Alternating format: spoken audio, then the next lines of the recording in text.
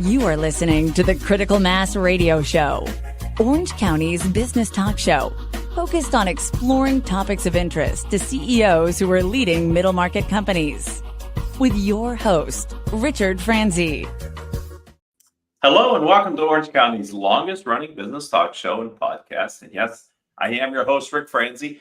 And boy, do we have a good show planned for you. Why do you say? Well, for one of the reasons, and maybe the only reason, Cooke is our guest. Craig is an author, a speaker, a business mentor, a friend, and he is now a forum leader in the REF Orange County organization. And we're here to talk about all that today. Craig, welcome to the show. Thanks, Rick. It's a pleasure to be here as always, and to be a return guest on the longest running Orange County business talk show and podcast is great. Yeah, because the last time you were on, we were talking about your book. Yes, that's right. And it's right there. You can see it right in the back. Right there. So let's go a little bit back in time. And maybe for those that may not know, maybe you could give a little history on your role as an entrepreneur, the starting and the scaling, and then the exit of Rhythm that you and your co-founders started. Sure. So I grew up in an entrepreneurial family, actually, and that's where I derived that entrepreneurial spirit. I started working in my mother's restaurant at the age of 10, washing dishes, and then became a busboy at 13, waiter at 16, et cetera, et cetera. And there's some other stuff too that I did. But fast forward to age 25, I started Rhythm with a couple of friends from college with very limited resources, $1,300 a piece and an Apple computer. And it was an interesting time because the internet was brand new. And we were coming out as a digital first company doing digital marketing, digital transformation work, all before these became buzzwords that we know of today.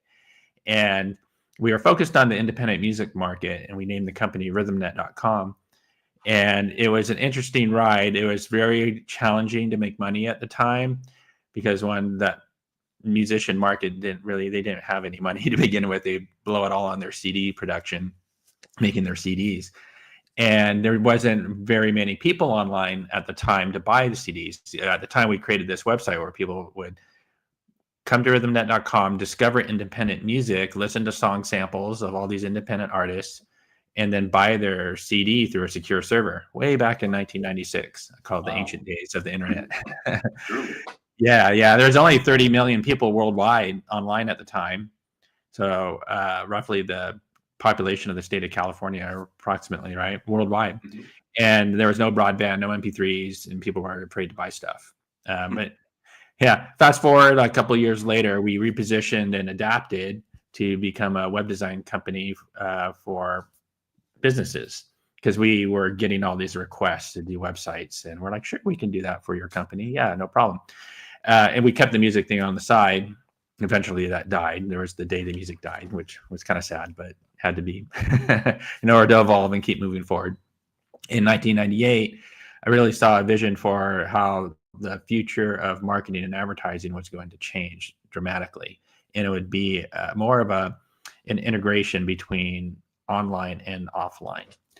And just started to work towards developing that model. In 2004, we repositioned ourselves as Rhythm Interactive, and really focusing on an agency model geared to more medium to large enterprise companies because we started getting bigger clients and so forth. And then we really hit a strong growth stride starting in 2012, landed on the Inc. 5000 list 5 years in a row. Also won some other cool stuff like Best Places to Work 4 years in a row. All kinds of creative awards, just a lot of accomplishments. It was a great journey, great ride.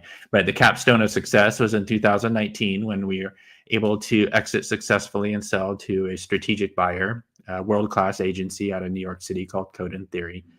And it was quite an incredible achievement from where we started. And I stayed on as CEO in my existing role for 3 more years. And in 2022, I left and then took some time off. And around 2023, started a whole new chapter in my life. And here I am today. So you really did the entrepreneurs, not for every entrepreneur, but for many entrepreneurs, start a company, grow it, enjoy it, and then exit it and get your pot of gold from the exit, which Yeah. is entitled. That's part of the reason why we entrepreneurs be our entrepreneurs, to take the risk and challenges, because there is that back end opportunity. So That's let's right. talk about what you're doing now in this phase in your career. I mentioned that you're an author and a speaker and a business mentor and now a ref forum leader. So how does that all take what you've accomplished and learned over your arc of your career and bring it to where you are today? Can you share that with us? Yeah, absolutely. So right around, let's say halfway through 2022, I started to get a little anxious because I'm just not one to sit around. And like, what am I going to do? What am I going to do next? And started thinking about that. And I really started defining my purpose moving forward. And right around, I'd say the fall of 2022, I determined my new purpose moving forward would be to create things that inspire and empower others to help them reach their divine potential, I call it, because we all have this great potential within us, right? And just start to think about what that was going to look like. So a book that I had been working on for a very long time, I decided to finish that, and I did finish. It took me 12 years, but I released that in late 2023, a business kung fu book there, and became a national bestseller on Amazon and has won a few awards, which is great. And so that fills that purpose. And then with that, with this 26 years of business experience, I thought, God, it would be a shame not to share that. You know, I need to share that, and that will be in line with my purpose. So being a business mentor, serving the business community, entrepreneurs and other business professionals in the form of advisory services, consulting services, or executive coaching, or any combo of the three. And started doing that in 2023, early 2023. And with that, also, I've been practicing what's called Chinese medical Qigong, or Chinese energetic medicine. And I bring that into my executive coaching aspects of what I provide. And it's a very unique positioning and experience and perspective that I bring to the table with that, actually. And it all together comes in line with serving that purpose. And then this last thing that you mentioned, being a reform leader, also aligns with that purpose, you know, to really help entrepreneurs to be inspired and empowered to reach their full potential. Yes, and you've been a member in the Rev community since 2016. Yes.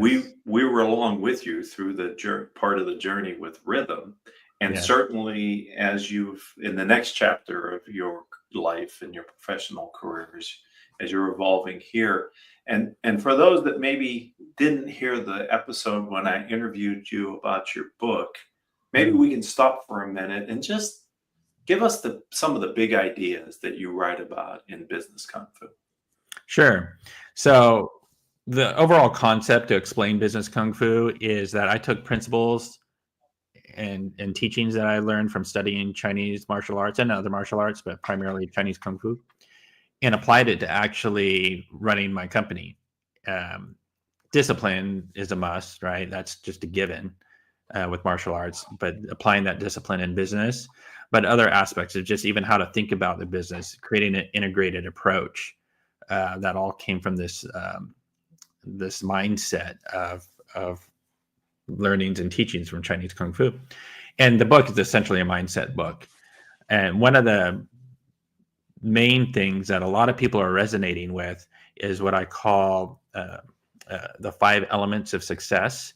It's a framework, and it's based on ancient Chinese 5 element theory. And so my understanding of that through my studies of martial arts and also medical Qigong, which originated in China also, I created this model, this framework that identified 5 elements that the book's in an entrepreneurial context, but it could be extrapolated and applied to various aspects in life. Actually, it's just a general success framework. But the 5 elements I identified are passion, which then leads to discipline, and discipline leads to expertise, and expertise then extends to confidence, and then confidence builds up to faith.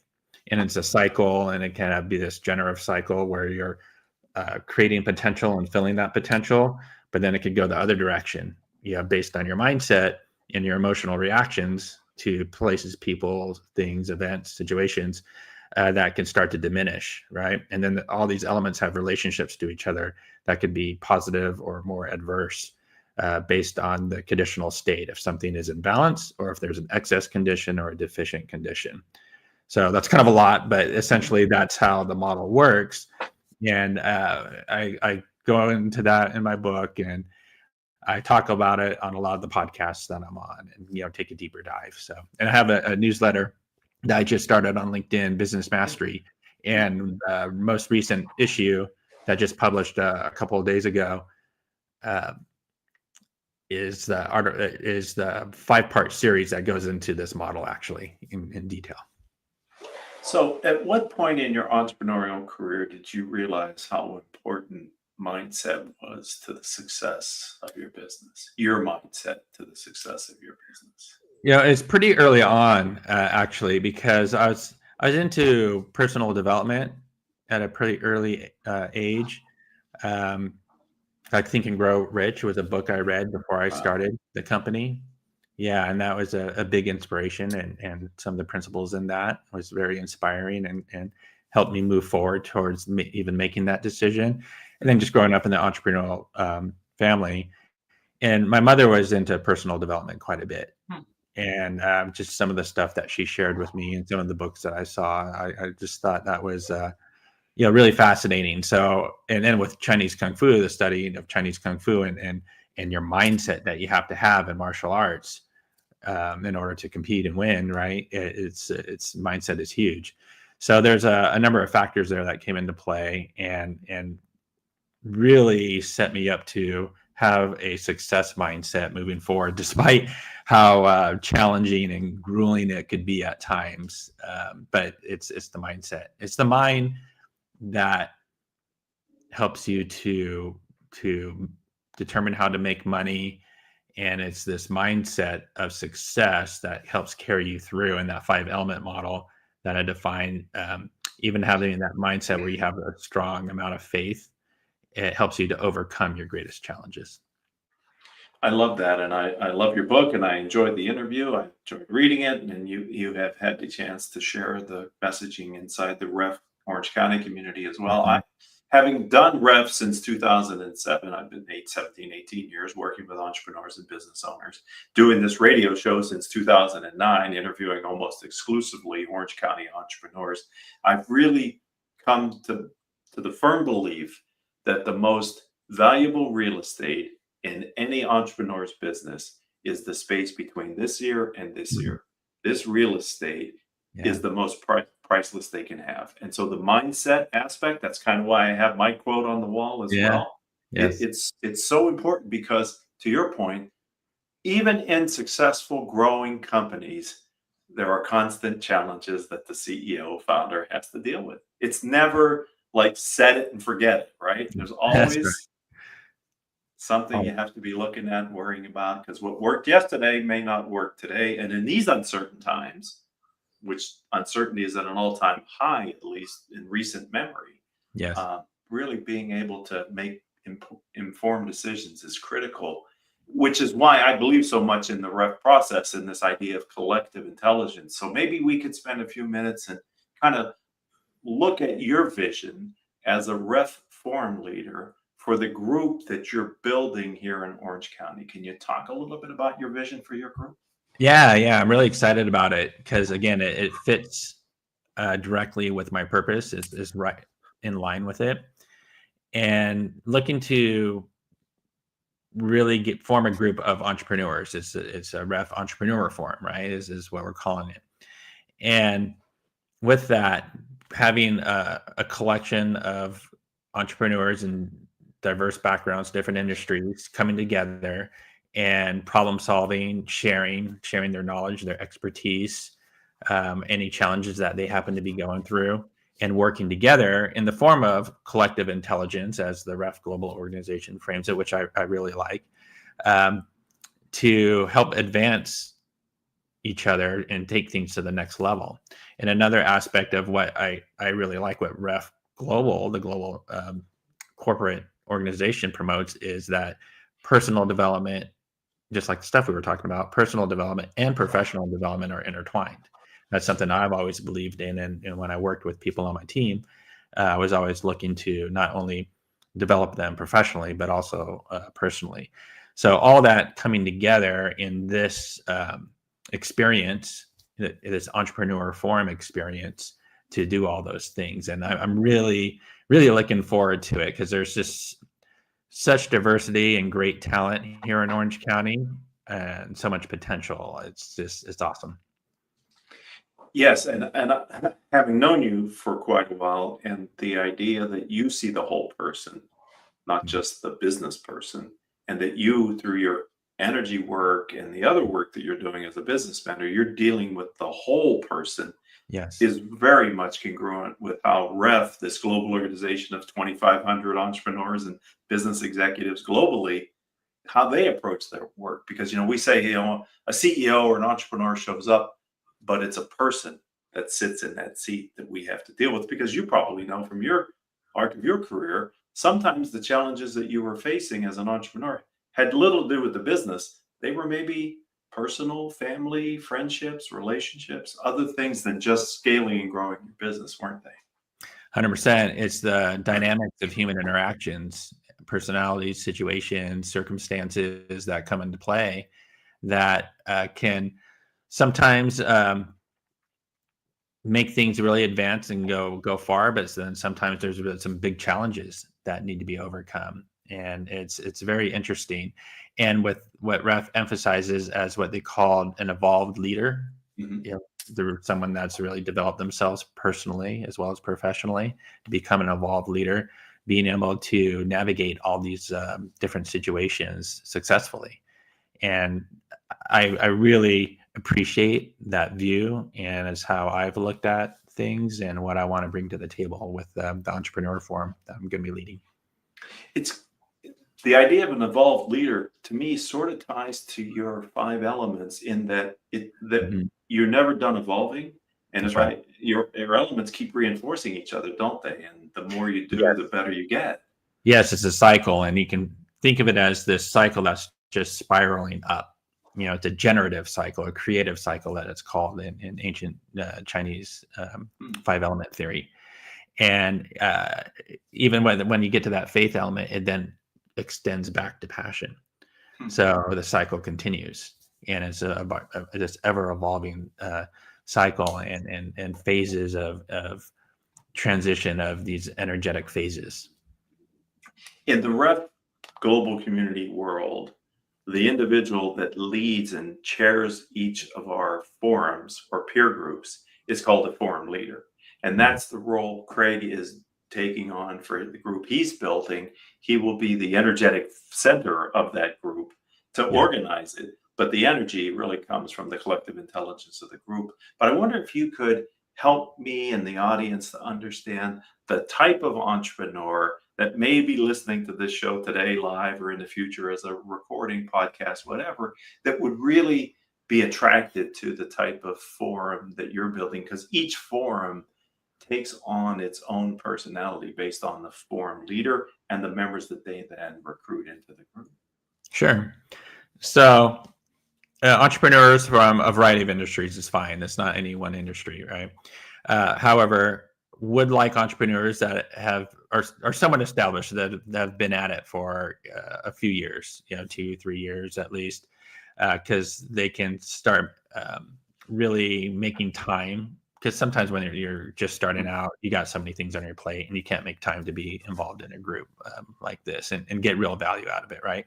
So, and also what they have to bring to the table. I want people that have a certain level of experience so that they can bring knowledge and expertise to the table to help others, right? So entrepreneurs that are somewhat established, at least a few years in business, revenue, like ideally it'd be great to have entrepreneurs that are, say, 2, 3, 5 million in revenue and moving forward. It's a guideline though. If someone is under that, that's okay. These are just guidelines that I'm looking for. Orange County based business, although, some people come to our group from LA County and other areas. So, but again, guidelines, so they can show up consistently. I want people to be engaged and showing up consistently. And then also an aspect of this desire to at some point exit, whether that be through a strategic buyer or financial buyer like a PE firm, or perhaps an employee buyout. There's these different exit scenarios, right?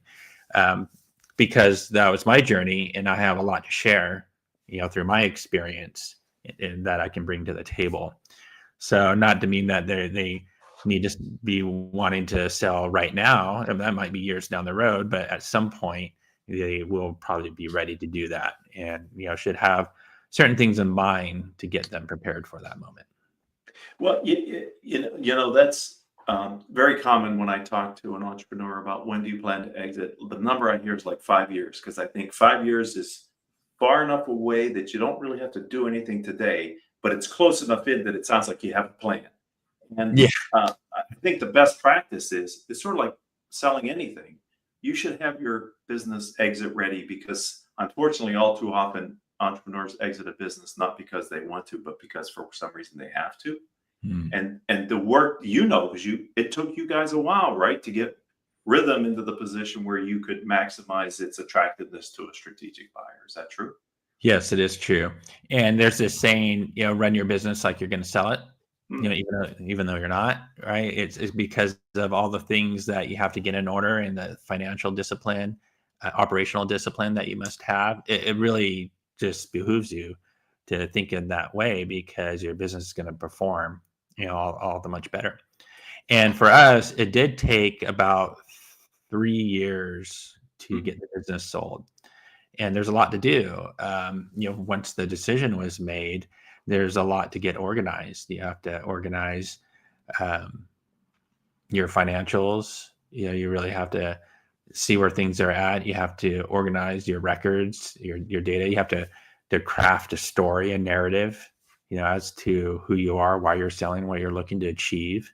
These are all things that are going to come up, and you're going to be asked when there's these potential buyers that want to examine you and see what you have to offer. Getting a data room set up, for example, that has all not only financials, but just all aspects of the operations documented. There's just a ton of work to do. And a lot of people, I don't think they realize how much work it is. And while you're doing that, you still have to maintain a profitable business. That's all in addition to running the business. Yeah, exactly. Like if you want to have a successful exit, that is, you're going to derive value from your creation. You got to keep running it successfully. You have to be growing it. And with that growth, there needs to be profit, if you're going to maximize your potential. Yeah, and I think that's really key, because selling the business at its most valuable requires you to have a valuable business, because the buyers are looking for ways to make your business less valuable, so they don't have to pay you as much as well, right? Yeah, that does come into play. And then, of course, then there's the debates and the back and forth and the different levers that can be pulled. Obviously you want to get the most, and obviously they want to get the best deal, right? Because they got to try and maximize things on their end. Right. But it's all about negotiations and coming to that common ground. And then, what's also the ideal of, okay, well, what happens right from the sale? Do you stay on? Are you leaving? There's all kinds of different scenarios and ways to figure out what is fair and adequate and make it like a win-win. And that's another aspect that you, as the forum leader for this REF Entrepreneurial Forum, can be really valuable to the members, because I'm not sure entrepreneurs who have worked so hard for 20 some years, let's say, to scale a successful business, when they're no longer the founder and CEO, this chapter now that you're in is finding your way to still be relevant and feel good about your professional self now that you no longer have that identity. I'm sure you could help them to walk that journey as well. Yeah, 100%, because you have to be willing to let go. And sometimes people can be so attached to things, whether it's some material object or a home, their business, relationships. There's all these deep attachments people can have, right? So with your business, it's a big decision, and then when you're ready to walk away, being willing to let go, it's a big deal. It's a really big deal. And yes, I can definitely help people. It's a mindset thing, also. Right. Yeah. Yeah, we got a theme here, don't we? Yeah, we do. Okay. So if someone would like to reach out to you because they're interested in one of the various things you're doing, hopefully including being a ref forum leader for an entrepreneurial forum here in Orange County, how do they find you on LinkedIn, and where do you suggest they go digitally to find you? Sure. So if someone just searches for me, whether it's on Google or LinkedIn, Craig Cooke with an E at the end of Cooke, I'll pop up. I always pop up all in the listings. LinkedIn, message me on LinkedIn. I check that often. It's not a problem. Also, you can email me at craig@c-squaredpro.io. That's the letter C and then squared spelled out .io. That's my website, c-squaredpro.io. There's a form on there too, but I don't list my email just to keep it off the spam filters. But Craig@c-squaredpro.io. You can reach me via email as well. So either that or the LinkedIn messaging. I check both. Well, I'm very excited to have this relationship with you, this evolving relationship with you. You've been in our community, like I said, since 2016. I've watched you navigate the opportunity of exiting and now rebuilding in this next chapter. I think what you're doing is needed here in the Orange County community, and I'm excited to see the type of people that see the vision of what that ref peer group can be, led by you, Craig. So thank you for being willing to take a part of your energy and put it towards growing the ref Orange County community. Thanks, Rick. It's all about energy. It's everywhere. So it is. It is. That's a topic for another show at a different day. That's right. Yeah. And thanks to the audience, those of you that are listening to the show here live, or maybe picked it up on YouTube or one of the other places as a podcast on Apple, etc. If you are interested, I strongly encourage you to reach out to Craig. This show has been on the air since 2009. We've done over 1,500 episodes. If you're interested as an Orange County entrepreneur in being a guest on the show, we can do that as well. If we're not connected on LinkedIn, I'm Rick, R-I-C, Franzi, F-R-A-N-Z-I. Connect with me, send a message, let me know of your interest. Haley, who's been our producer since 2016, well, we get some synergy here with 20. It was a good year, 2016 for me. We'll help to get you ready, and you could be a guest on our program. If you're a nonprofit leader as well, we love to feature worthy nonprofits here in Orange County to tell their story as well. Reach out to us, and we'll be happy to schedule you for a future appearance. And until the next time we all have a chance to be together, I hope each of your business decisions will move your companies in a positive direction.